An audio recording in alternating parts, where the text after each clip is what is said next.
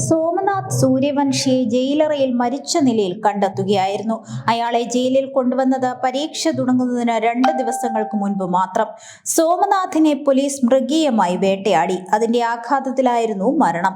സോമനാഥ് സൂര്യവംശി ചെയ്ത തെറ്റ് ഒരു ദളിത് കുടുംബത്തിൽ പിറന്നു എന്നതാണ്. ബാബാ സാഹേബ് അംബേദ്കറെ പോലെ വളരാനും ഉയരാനും ആഗ്രഹിച്ചിരുന്നു.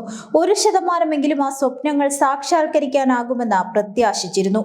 ഡിസംബർ 10 ഭരണഘടനയുടെ പിച്ച് ചീന്തിയ ഒരു പകർപ്പ് ഡോക്ടർ അംബേദ്കറുടെ പ്രതിമയ്ക്ക് സമീപം കണ്ടെത്തി. ഇതിനെതിരെ മഹാരാഷ്ട്രയിലെ പർഭാനിയിൽ ശക്തമായ പ്രതിഷേധം ഉയരുന്നു. പോലീസ് പ്രതികരിച്ചത് അന്ധമായും വെറുപ്പോടെയുമായിരുന്നു.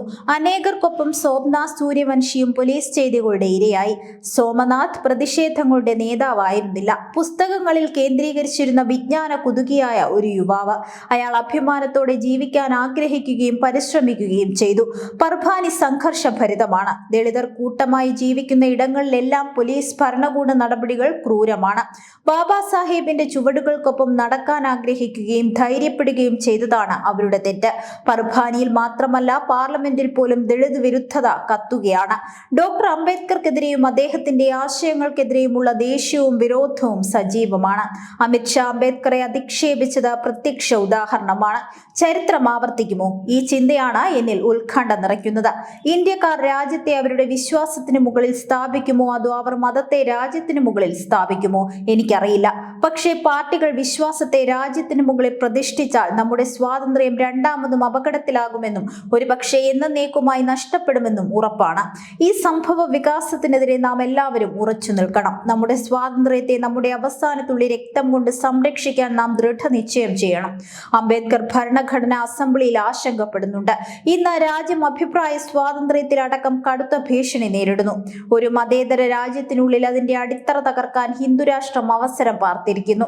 ജനാധിപത്യ തത്വങ്ങൾക്ക് വേണ്ടി വാദിക്കേണ്ടതും എല്ലാ പൗരന്മാരുടെയും ക്ഷേമം നിറവേറ്റപ്പെടുന്നു എന്ന് ഉറപ്പുവരുത്തേണ്ടതുമായ ഭരണകൂടം സംശയത്തോടും ശത്രുതയോടും കൂടി ജനങ്ങളെ ചിതറിക്കുകയും പരിഗണിക്കുകയും ചെയ്യുന്നു. വർഗീയ പിരിമുറുക്കങ്ങൾക്ക് മനഃപൂർവ്വമായി വേദികൾ ഒരുക്കുന്നു. ആൾക്കൂട്ട കൊലപാതകങ്ങൾ, ജാതി വിവേചനം തുടങ്ങിയ അതിക്രമങ്ങളും വർദ്ധിച്ചു വരികയാണ്. ദളിതരെ ചൂഷണം ചെയ്യുന്നത് പതിവ് കാര്യമായിരിക്കുന്നു. മനുഷ്യത്വരഹിതമായ രീതിയിലാണ് യൂണിയൻ ഭരണകൂടവും ആജ്ഞാനുവർത്തികളും ദളിതരോട് പെരുമാറുന്നത്. ഭരണകൂട ഒത്താശയോടെ തുടർച്ചയായി അപമാനപ്പെടുത്തി ജാതി വിവേചനവും അക്രമവും പടർത്തുകയാണ്. അംബേദ്കറുടെ ചിന്ത കൂടുതൽ തെളിച്ചമേറിയതാണ്. എന്നത്തെക്കാളും ഇപ്പോൾ പ്രസക്തവുമായിരിക്കുന്നു. ജാതിക്കെതിരായ അംബേദ്കറുടെ സമരം പ്രതീക്ഷയുടെ വെളിച്ചമാണ്. ജാതിക്കെതിരായ പോരാട്ടങ്ങളുടെ തലവനായി രാജ്യാന്തര തലങ്ങളിൽ അദ്ദേഹം അംഗീകരിക്കപ്പെട്ടു. ജനാധിപത്യ ചിന്തകളിലും ദേശീയ കാഴ്ചകളിലും അതിന്റെ അതിരുകളിലും അംബേദ്കറുടെ സ്വാധീനം സമാനതകളില്ലാത്തതാണ്. പരിസ്ഥിതിയെക്കുറിച്ചുള്ള അദ്ദേഹത്തിന്റെ ഉൾക്കാഴ്ചകൾ വിശാലവും സാമൂഹിക നീതി പ്രതിധ്വനിപ്പിക്കുന്നതുമാണ്. ഭരണഘടന പാർശ്വവൽക്കരിക്കപ്പെട്ട സമൂഹങ്ങൾക്ക് വിശാലവും ശക്തമായ രക്ഷാകവചവും വാഗ്ദാനം ചെയ്യുന്നു. ഏതു തരത്തിലുള്ള വിവേചനത്തിനുമെതിരെ പോരാടുന്നു.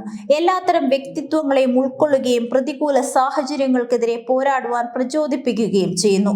ഡോക്ടർ അംബേദ്കറുടെ ഇടപെടൽ ദശലക്ഷക്കണക്കിന് ആളുകളുടെ ജീവിതത്തെ ഉയർത്തി മാറ്റങ്ങൾ ഉണ്ടാക്കി. നിയമപരമായ സംരക്ഷണത്തിനായി അക്ഷീണം പോരാടി. സ്വയം പ്രാതിനിധ്യത്തിനുള്ള അവകാശങ്ങൾക്കും തുല്യ അവസരങ്ങൾക്കും കളമൊരുക്കി. വിദ്യാഭ്യാസത്തിലും തൊഴിലിലും സജീവ സാന്നിധ്യവും അവസരവും സാധ്യമാക്കി. ഇവയിൽ സംവരണം ഉൾപ്പെടെയുള്ള നടപടികൾ ഉൾപ്പെടുന്നു.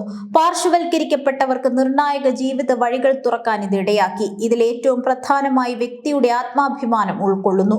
ആഗോളതലത്തിൽ ഉൾപ്പെടെ അടിച്ചമർത്തപ്പെട്ടവരുടെ പോരാട്ടങ്ങളിൽ നിന്ന് പിന്മാറാൻ അംബേദ്കർ മടിച്ചു. സാമൂഹിക അനീതിയുടെ കഠിനമായ യാഥാർത്ഥ്യങ്ങളിൽ അദ്ദേഹത്തിന് ബോധ്യമുണ്ടായിരുന്നു. അതിന്റെ ഉണ്മയിൽ കാര്യങ്ങൾ വിശകലനം ചെയ്തു. അത് ആഴമേറിയ യാഥാർത്ഥ്യങ്ങളുടെ പശ്ചാത്തലത്തിലായിരുന്നു. യഥാർത്ഥ പുരോഗതി കൈവരിക്കാൻ സാമ്പത്തിക വളർച്ച മാത്രം പോരാ എന്ന് അംബേദ്കർ തിരിച്ചറിഞ്ഞു. സാമ്പത്തിക വികസനത്തിന്റെ നേട്ടങ്ങൾ തുല്യമായി വിതരണം ചെയ്യപ്പെടേണ്ടതിന്റെയും പാർശ്വവൽക്കരിക്കപ്പെട്ട സമൂഹങ്ങൾ പിന്നാക്കം പോകാതെ ഉറപ്പാക്കേണ്ടതിന്റെയും പ്രാധാന്യം അദ്ദേഹം ചൂണ്ടിക്കാട്ടി. വർത്തമാന ആഗോളവൽകൃത സമ്പദ് വ്യവസ്ഥയിൽ ഇക്കാര്യങ്ങൾ നിർണായകമാണ്. ഇന്ന് സാമ്പത്തിക വളർച്ചയുടെ നേട്ടങ്ങൾ അസമമായി വിതരണം ചെയ്യപ്പെടുന്നു. അസമത്വങ്ങൾ കൂടുതൽ വർദ്ധിക്കുന്നു. ജനാധിപത്യത്തിന്റെ അടിസ്ഥാന തത്വങ്ങളെക്കുറിച്ച് അഗാധമായ ധാരണയിൽ ഉരുത്തിരിഞ്ഞതാണ് അംബേദ്കറുടെ വാക്കുകളും പ്രവൃത്തിയും. സ്വാതന്ത്ര്യം, സമത്വം, സാഹോദര്യം എന്നിവയിൽ അദ്ദേഹം അടിയുറച്ചു നിന്നു. യഥാർത്ഥ ജനാധിപത്യത്തിന് ഇക്കാര്യങ്ങൾ ആവശ്യമാണെന്ന് തിരിച്ചറിഞ്ഞ അംബേദ്കർ സാർവത്രിക പ്രായപൂർത്തി വോട്ടവകാശത്തിനു വേണ്ടി നിലകൊണ്ടു. രാഷ്ട്രീയ പ്രക്രിയയിൽ എല്ലാ പൗരന്മാരുടെയും സജീവ പങ്കാളിത്തം അനിവാര്യമാണെന്ന് അദ്ദേഹം അടിവരയിട്ടു. വോട്ട് ഓരോ വ്യക്തിക്കും അവരുടെ സ്വന്തം വിധി രൂപപ്പെടുത്തുന്നതിനുള്ള അഭിപ്രായം രേഖപ്പെടുത്താൻ അനുവദിക്കുന്നു. ജനാധിപത്യത്തിന്റെ രാഷ്ട്രീയത്തിന് അപ്പുറത്തേക്ക് അദ്ദേഹം സഞ്ചരിച്ചു. രാഷ്ട്രീയ സ്വാതന്ത്ര്യവും സാമൂഹിക സ്വാതന്ത്ര്യവും തമ്മിലുള്ള നിർണായക ബന്ധത്തെ നിർവചിച്ചു. രാഷ്ട്രീയ ജനാധിപത്യം മുഖ്യമെങ്കിലും സാമൂഹികവും സാമ്പത്തികവുമായ നീതിയുടെ അടിത്തറയില്ലാതെ ഇത് അപൂർണവും ദുർബലവുമായി തുടരുമെന്ന് അദ്ദേഹം വിലയിരുത്തി.